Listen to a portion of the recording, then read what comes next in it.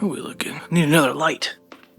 That's pretty good. As the year comes to an end, I'm absolutely slammed at the studio, which is fantastic. It's great.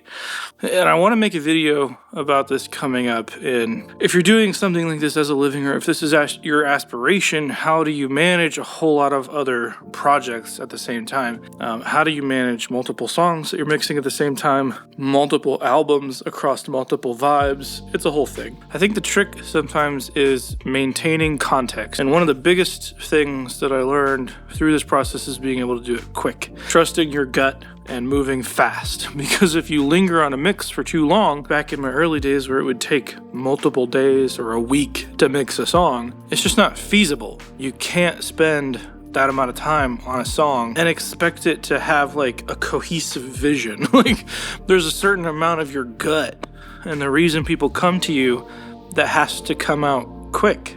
And you have to be able to tap into that and trust it. And this is a story of how I didn't trust mine. I'm mixing 5 records right now, and they're all very different. They're very different. One I have been stoked to do, and there was a time where the artist flew in, recorded, and there was a lot of time in between. She flew back in to do vocals, and now I'm mixing it. So there's some separation between like the initial like excitement of the project and the clarity of what the vision was for those songs, and then coming to do vocals and then mixing those. The one thing that helps is notes. And if I've learned anything in this process of this one being so separated, it's that I should trust myself. We nailed down a lot of the tones in the project, and there was one song in particular I had a very clear vision of what to do with it, and then I went in to start mixing it and it just absolutely fell apart. I kept trying to force it into something and it wasn't working, so I had to take a step back.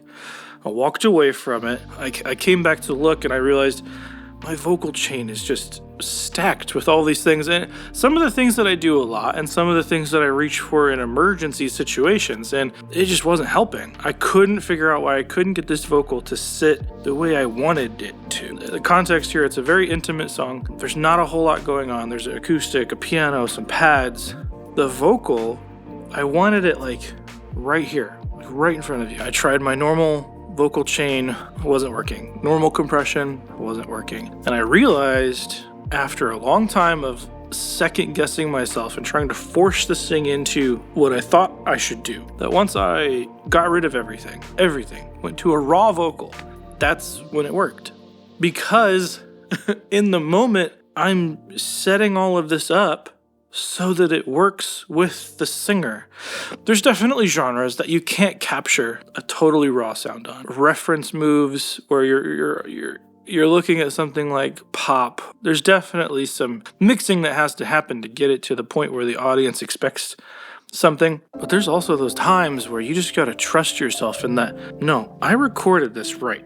I had a vision when I did this, and the artist had a vision when they did it, because she was here. She was in this room just to my right recording, and she was reacting to what she was hearing and doing certain things with proximity towards the mic and the way she was singing. Is it a perfect performance? No, but that's not the goal. And I think if I were to try to iron that out too much, if I were to lock all of the timing things down too much or tune it too hard, all that stuff would get lost. What I wanted to do was bring her closer. So when I realized that I was just starting to junk this up, I physically just turned the vocal up.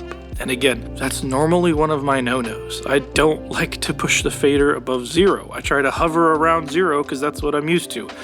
So if I need something, I'll grab a compressor or treat it and keep it around where it needs to. But in this moment, I just let myself turn the fader up. It doesn't need compressed. It didn't need limited. Doesn't need a de-esser. It doesn't need some fancy effects. It just needs the artist in that moment to tell their story. And that's that. It is so easy to lose your point of reference with projects sometimes. Moral of the story, trust your gut. chances are if you're recording people or you're recording yourself, you got into music based on certain musical tastes and you've made friends and made connections based on you being a professional in some aspect, even if you're still learning. But your gut matters, and that subconscious voice in there will normally tell you the right thing if you just listen to it. I should take my own advice.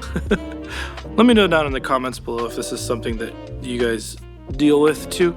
Anyway, guys, that's all I got. I'll see you in the next one.